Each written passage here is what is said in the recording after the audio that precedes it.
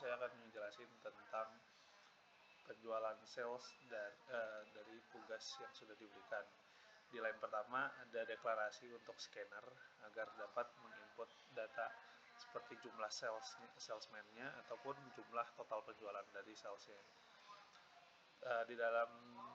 Di baris ketiga ada variabel global, yaitu penjualan sales bertipe static array double. Terus ada jumlah data bertipe data integer static juga. Terus di dalam main ada scanner, di pemanggilan scanner untuk agar di dalam main bisa menginput jumlah salesman yang diinginkan atau ingin diproses, yang akan masuk ke dalam variabel jumlah input bertipe data integer.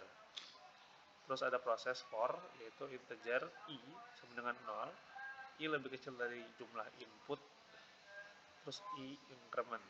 Nah, maksudnya ketika di output nanti akan berurut sesuai dari data yang sudah dimasukkan ke dalam jumlah input tersebut. Jika jumlah inputnya akan lebih kecil, dia akan berurutan sesuai dengan yang ada pada line 13, yaitu i ditambah 1.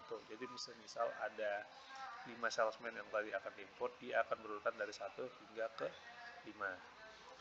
Nah, terus di dalam function tambah data penjualan, nah, jika jumlah data lebih kecil dari panjang array, yaitu dari penjualan sales, nah, dia akan disimpan ke dalam variabel global, yaitu penjualan sales, yang akan disimpan ke dalam jumlah data yang juga akan diupdate ke jumlah data, terus akan disimpan ke parameter nominal.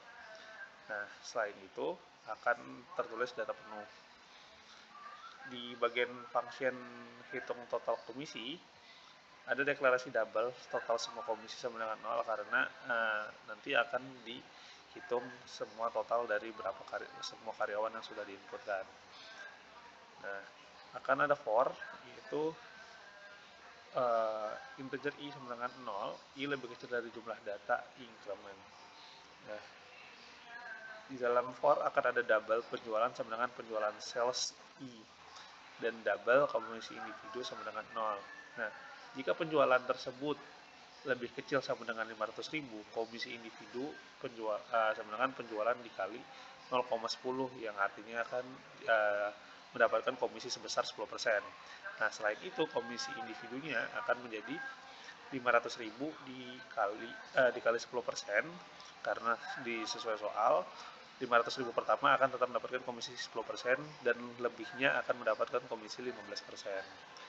Nah, setelah itu akan ada output dari sales keberapa, terus penjualannya akan berapa, komisi yang dia dapat itu berapa, dan itu semuanya masuk ke total semua komisi ditambah sama dengan komisi individu mereka. Nah, coba jadi outputnya akan seperti ini. Sekarang 5 salesman, misal ada 2 salesman, total penjualan sales ke 1 misalnya dia akan ada 500.000, dan yang kedua akan ada 1 juta. Nah, sales pertama dia penjualannya sebesar 500.000, komisinya adalah 50.000. Nah, sales kedua dia dapat penjualannya itu sebesar 1 juta dan dengan komisi 125.000, dan total komisi yang harus dibayar itu adalah 175.000. Nah, jadi itu aja, terima kasih.